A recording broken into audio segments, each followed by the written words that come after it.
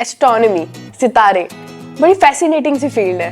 कितना interest develop होता है जब भी हम सितारों के बारे में बात करते हैं। तो आज हमें आप बताएं कि एस्ट्रोनॉमी है क्या। सबसे बेसिक नॉलेज, जब एस्ट्रोनॉमी के बारे में किसी को नहीं पता तो आप सादा अल्फाज में उसे कैसे एक्सप्लेन करेंगे?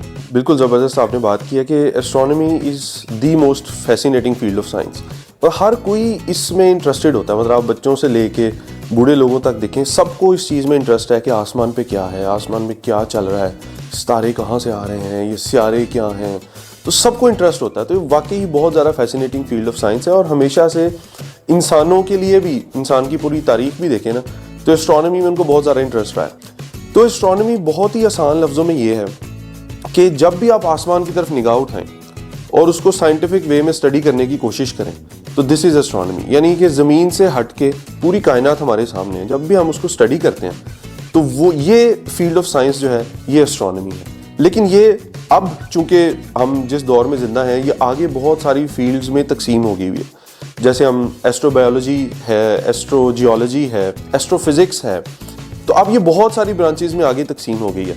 लेकिन अभी भी हम आसान ज़ुबान में ये कहेंगे कि जब भी हम कायनात को स्टडी करने की कोशिश करते हैं सो दिस इज़ एस्ट्रोनॉमी। जैसे एस्ट्रोनॉमी आपने कहा कि काफ़ी ज़्यादा ब्रांचेज में डिवाइड है, तो लोग जो है वो अपने सितारों को अपनी बर्थडे के साथ एसोसिएट करते हैं, तो उसके बारे में भी आप जो है वो इसी फील्ड के अंडर आता है, वो एस्ट्रोलॉजी के बारे में? बिल्कुल भी नहीं आता इसके अंदर। अच्छा, ये ऐसी ज़बरदस्त चीज़ है कि हम ये मुझे तो डेली बेसिस पे एक्सपीरियंस करनी पड़ती है ना कि लोग ये समझते हैं कि अगर हम एस्ट्रोनॉमर्स हैं, हम आसमान को देख रहे हैं, आसमान को स्टडी कर रहे हैं तो लाजमी हम ये उनकी किस्मत का हाल भी बता सकते हैं। हम ये भी बता सकते हैं कि उनको ये रिश्ता करना चाहिए या नहीं करना चाहिए, उनको ये बिज़नेस स्टार्ट करना चाहिए या नहीं करना चाहिए, या हम हाथ रीड करते हैं। तो ऐसा बिल्कुल नहीं है, ये बहुत बड़ी मिसकंसेप्शन है। असल में एस्ट्रोनॉमी तो एक साइंटिफिक फील्ड है, यानी एस्ट्रोनॉमी में आप सिर्फ साइंटिफिक डिसिप्लिन के तौर पे ही इसे परस्यू कर सकते हैं। अच्छा, जो लोग ये करते हैं, जो किस्मत का हाल बताने की कोशिश करते हैं, सितारों का जनाब जायचा देखते हैं, फिर सितारों का सारा इल्म देख के आपको बताते हैं कि आपने ज़िंदगी में क्या करना है, ये है एस्ट्रोलॉजी। ठीक है, इसको हम एस्ट्रोलॉजी कहेंगे। अच्छा, मज़े की बात यह है कि जैसे बायोलॉजी है, फिजियोलॉजी है या साइकोलॉजी है, बिल्कुल इसी तरह वर्ड एस्ट्रोलॉजी है। तो लोग ये समझते हैं कि शायद ये भी कोई फील्ड ऑफ साइंस है, लेकिन ऐसा नहीं है। तो एस्ट्रोलॉजी जो है वो एक सूडो साइंस है, नॉन साइंटिफिक इल्म है। जो साइंटिफिक इल्म है वो है एस्ट्रोनॉमी। तो पुराने वक्तों में लोगों को ये लगता था कि सितारे जो है ना ये हमारे साथ किसी तरह ना कनेक्टेड हैं और ये एक बड़ी नेचुरल फील थी। मतलब आप ये देखें कि पुराने वक्तों में जब आप जिंदा थे तो उस टाइम ना कोई साइंटिफिक नॉलेज थी, ना कोई टूल्स थे, ना इंस्ट्रूमेंट थे, तो लोग आसमान देखते थे। आसमान देख के उन्हें लगता था कि ये जो सितारे हैं किसी तरह हमारी ज़िंदगी से असरअंदाज होते हैं। जैसे इजिप्शियंस हैं, इजिप्शियंस एक बड़ा ब्राइट स्टार है आसमान पे, सीरियस। तो वो ये देखते थे कि जब भी सीरियस आसमान पे तुलू होता है सनराइज से पहले, तो साथ ही जो नाइल रिवर है, फेमस रिवर है इजिप्ट का, वो फ्लड होता है। ठीक है, उसमें पानी आ जाता है। तो उनको ये लगा कि जब ये सितारा तुलू होता है तभी पानी आता है, तो लाजमी ये सितारा जो है ये कॉज है इस फ्लडिंग की। तो अब उस जमाने में उनकी ये ऑब्जर्वेशन थी और ये एक तरह से सही ऑब्जर्वेशन है, लेकिन आज हमें पता है कि इसके पीछे साइंस है कि क्या वजह है कि नाइल फ्लड होता है और किस तरह वो कोइंसाइड करता है उस टाइम से जिस टाइम ये सितारा भी आसमान पे आ जाता है। लेकिन उन लोगों को तो नहीं पता था। तो यहाँ से बात जब आगे स्टार्ट हुई तो किसी को लगा यार कि ये जो सितारे जब आसमान पे आ रहे हैं ना तो मेरी तो फसल तबाह हो रही है। किसी को लगा मेरे बच्चे बीमार होते हैं जब ये सितारे आते हैं। तो यहाँ से उन्होंने कनेक्ट करना शुरू किया सितारों को अपनी एक ज़िंदगी के साथ कि हमारी ज़िंदगी में जो मामला हो रहे हैं ना ये कनेक्ट हो रहे हैं। तो वहाँ से एस्ट्रोलॉजी का इल्म जो है वजूद में आया और ये बड़े लंबे अरसे तक चला। मतलब आज भी ये दुनिया में चल रहा है और बड़े बड़े साइंटिफिक नेम्स हैं जो इससे बड़े ऑब्सेस्ड रहे, जैसे कोपरनिकस है या केपलर है। मतलब ये साइंटिफिक दुनिया में वो लोग हैं जिन्होंने एक रेवोल्यूशन बर्पा कर दी दुनिया में, जिन्होंने एस्ट्रोनॉमी बिल्कुल यकदम तब्दील कर दी। ये लोग भी ऑब्सेस्ड रहे हैं किसी ज़माने में एस्ट्रोलॉजी से कि यार सितारों को कैसे ये हिसाब लगा लिया जाए कि सितारे हमारी ज़िंदगी में असरअंदाज होते हैं। और ये बड़ी मज़े की बात है कि अगर किसी के पास ये इल्म आ जाए, बिलफर्ज मेरे पास या आपके पास आ जाए, तो हम क्या कुछ नहीं प्रेडिक्ट कर सकते ना। हम बता सकते हैं कि भाई इस सिलेक्शन में कौन जीतेगा या मेरी ज़िंदगी में ये काम सही होगा या नहीं होगा। ये बड़ी पावरफुल टूल बन सकता है। तो इंसान इससे बड़ा ऑब्सेस्ड रहे हैं। तो ये है एस्ट्रोलॉजी और आज तक लोग इससे ऑब्सेस्ड हैं। मतलब अभी भी दुनिया में लोग एस्ट्रोलॉजर्स के पास जाते हैं। फॉर एग्जांपल जैसे मैं अक्सर मजाक करता हूँ कि इछरे की रजिया भी अभी तक जो है ना वो कैसर से शादी करने से पहले एस्ट्रोलॉजर के पास जाके बताएगी कि आप मेरी ये सारा हिसाब लगा के बताएं कि क्या मैं ये शादी कर सकती हूँ। अब वो हिसाब लगाते हैं जी जुपिटर यहाँ पे है, मार्स यहाँ पे है, तो ये चीज़ बन रही है तो शादी करें या ना करें। लेकिन जुपिटर को इससे क्या फ़र्क पड़ता है? एक इतना बड़ा सियारा है जुपिटर, मार्स है, उन्हें क्या फ़र्क पड़ता है कि हम जिंदगी में यहाँ पे क्या कर रहे हैं। तो आज हम इस इल्म को बिल्कुल एक सूडो साइंस समझते हैं। आज हम ये नहीं कहते कि ये कोई एक फील्ड ऑफ साइंस है। तो ये इन शॉर्ट यही मैं कहूँगा कि सितारों का हमारी ज़िंदगी पे कोई असर नहीं होता। लोगों का ये बहुत ज़्यादा कॉन्सेप्ट, जैसे आपने एक्सप्लेन किया है कि सितारे जो हैं वो हमारी ज़िंदगी को डायरेक्टली अफेक्ट कर रहे हैं, लेकिन इनका कोई भी असर नहीं है। तो लोग अब आसमान में क्या देखते हैं फिर? अच्छा, इसमें यह है कि पहले ज़माने में तो लोग सिर्फ एस्ट्रोलॉजर्स ही आसमान नहीं देखते थे, मतलब आम लोग भी आसमान देखते थे, उनको बड़ा एक इंटरेस्ट होता था। उसकी बड़ी अपनी एप्लीकेशंस थी।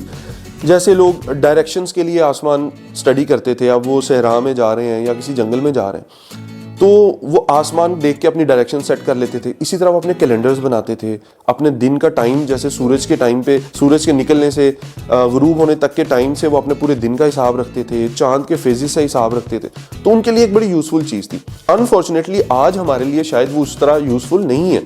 तो आज अगर आप आसमान पे वैसे शहर में बैठ के कुछ देखे भी ना तो आपको कुछ नजर ही नहीं आएगा आसमान पे। अनफॉर्चुनेटली लाइट पोल्यूशन इतनी ज़्यादा है कि आसमान पे कुछ नजर ही नहीं आता। तो आम लोग जो है ना बड़ा डिस्कनेक्ट फील करते हैं एस्ट्रोनॉमी के साथ। लेकिन अभी भी जो एस्ट्रोनॉमर्स हैं या जो एस्पायरिंग एस्ट्रोनॉमर्स हैं वो जब आसमान पे देखते हैं तो उन्हें आसमान पे क्या नजर आता है? सबसे पहले तो आप जब दिन में आसमान पे देखती हैं तो आपको क्या नजर आता है? सबसे पहले सूरज नजर आता है, यस। और रात में आपको क्या नजर आएगा?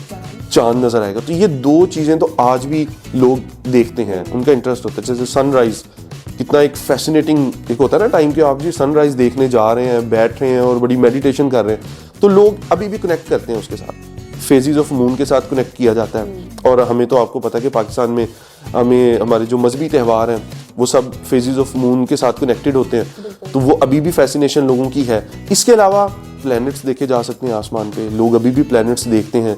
मसलन 5 ऐसे प्लैनेट्स हैं जो बगैर किसी टेलीस्कोप के आसमान पे नज़र आते हैं। मरकरी नज़र आएगा, वीनस नज़र आएगा, मार्स, जुपिटर, सैटर्न, ये बगैर किसी टेलीस्कोप के आपको आसमान पे नज़र आएंगे। तो लोग अभी भी इनको देखते हैं, अभी भी आसमान स्टडी करने की कोशिश करते हैं।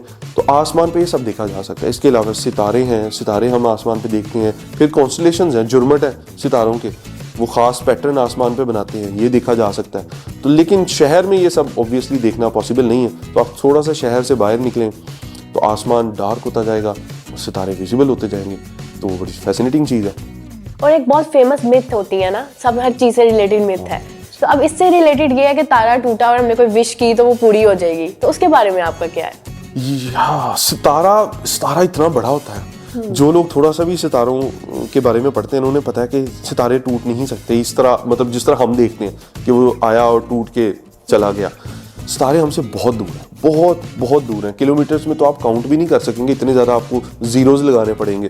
तो लाइट ईयर्स में ये डिस्टेंस कैलकुलेट होते हैं। तो आपको जो करीब तरीन सितारे भी आसमान पे नज़र आ रहे हैं 700, 800, 1000 लाइट ईयर्स के फासले पे, कुछ इससे भी ज़्यादा है, तो वो नहीं टूटते फर्स्ट ऑफ ऑल। तो ये जो एक सेंटेंस है जी सितारा टूट गया, साइंटिफिक टर्म्स में तो ये भी गलत है।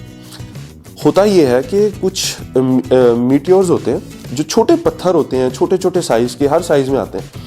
वो ज़मीन उनको जब अपनी ग्रेविटी की वजह से अपनी तरफ खींचती है तो हमारे एटमॉस्फेयर में वो आते हैं। तो जैसे अब खला में तो कोई एटमॉस्फेयर नहीं है ना, तो वहाँ वो इजीली ट्रैवल कर रहे हैं, उनको किसी रगड़ का या रेजिस्टेंस का सामना नहीं करना पड़ा। लेकिन जैसे ही वो एटमॉस्फेयर में आते हैं ना तो वो बर्न अप होते हैं, क्योंकि एटमॉस्फेयर थिक है तो वो इतनी स्पीड से आता है, वो हीट अप होता है। तो जब वो बर्न होता है तो उसकी एक लाइट निकलती है, तो आसमान में हमें फ्लिकर होती है, वो लाइट नजर आती है कि वो ऐसे गया। तो हम आम लोग समझते हैं, आमतौर पर लोग समझते हैं कि सितारा टूट गया, क्योंकि एक वैसे हाँ वो एक नेचुरल चीज़ है ना कि आसमान पे भी वाइट सितारे हैं और वो भी एक ब्राइट लाइन गुजरती है, उन्हें लगता है एक सितारा था अचानक वो टूट गया। ऐसा कुछ नहीं होता। छोटे छोटे बॉडीज़ हैं, रॉक्स हैं, वो ज़मीन की तरफ आते हैं, एटमॉस्फेयर में बर्न होते हैं, तो उनको हम मीटियोर्स बोलते हैं। उनमें से अगर कुछ हिस्सा उसका ज़मीन तक भी पहुँच जाए, ऐसा भी हो जाता है कि कुछ हिस्सा उसका ज़मीन तक आता है, ज़मीन पे आके गिरता है, उसको हम मीटेरॉइड बोलते हैं। तो ऐसा कुछ नहीं है कि आप जब ये देखेंगे तो आप कोई विश करें जी मुझे कोई 10 लाख रुपया मिल जाए या मेरा बाहर का वीज़ा लग जाए।